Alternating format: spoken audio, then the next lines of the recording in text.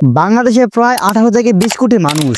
ঠিক আছে। বর্তমানে বেশিরভাগ মানুষের হাতে হাতে স্মার্টফোন। যদি বলি এই ফোন কে দিয়েছে? আওয়ামী লীগ ক্ষমতায় এসে এই মোবাইল ফোন আপনাদের হাতে। আওয়ামী লীগের খানকির ফোনারা কুত্তার বাচ্চা।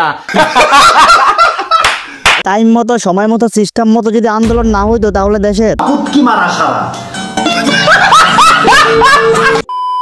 আচ্ছা যাই হোক, ভিডিওর টপিক এইটা না। দেশে 20 থেকে 25 কোটি মানুষ, সবার হাতে হাতে স্মার্টফোন। এইটা খুবই নরমাল। এই 25 কোটি মানুষের ভিতরে 25 লাখ মানুষ থাকবেই। ওদের ফ্যামিলি ওদেরকে জন্ম দিচ্ছে ঠিকই, কিন্তু সময় মতো টিকা দেয় নাই। আর ছোটবেলা পোলিও টিকা না দিলে মানুষের কি অবস্থা হয় এটা তো আপনারা কম বেশি সবাই জানেন। এই টিকাহীন বোকাচোদা মানুষগুলাই হইতেছে কাপল ব্লগার।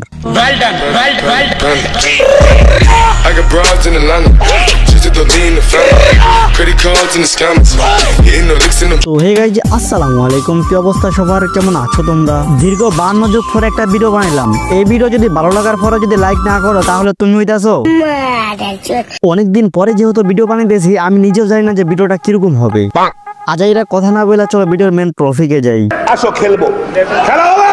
আসলে আমি আমার ভিডিওতে টুকটাক গালি মারি, এইটা এখন আমার ভিডিওর স্টাইল হয়ে গেছে। রমজান মাসে তো কাপল ব্লগারদের হোগা মারামারি অনেক দেখছি। ওরা উঠতে বইতে হাঁকতে মুখতে একটা করে ভিডিও বানাইছে। ওদের জ্বালায় ফেসবুকে ঢুকতে পারি নাই। খালি রমজান মাস দেখে ওদেরকে আমি কিছু বলি নাই।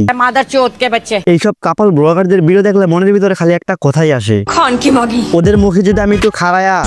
আমি চিন্তা করি এসব কাপল ব্লগারদেরকে কোনো ফ্যামিলি নাই। আসলে মানুষের কাছে টাকা না থাকলে যে মানুষ ফকিন্নি, ব্যাপারটা এরকম না। ফকিন্নি প্রমাণ হয়, ফকিন্নি প্রমাণ হয় আপনার আচার আচরণ, কথাবার্তা, স্টাইল, মেন্টালিটির দ্বারা। এই যে একটা দেখতেছেন ফকিন্নির দল হগল। এখন আপনাদেরকে একটা কথা বলি, কাপল ব্লগার মানেই ফকিন্নি, আর ফকিন্নি মানেই কাপল ব্লগার।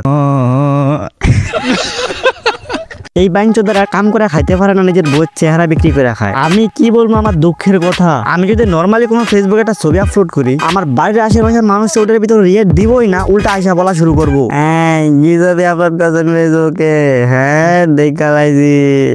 বিষয়টা এইরকম। আর এই মাঙ্গের না যেটা বউরেলে হোগা মারামারি করে, ওদেরকে কেউ কিছু বলে না, বুঝলাম না। তো যাই হোক, ভিডিও এই পর্যন্তই। অনেকদিন পরে ভিডিও বানাইলাম, মাথার ভিতরে তেমন কোনো আইডিয়া ছিল নাই, মুখ দেওয়া যাইলো তাই বললাম। ইনশাল্লাহ এর পরের ভিডিও ভালো হবে।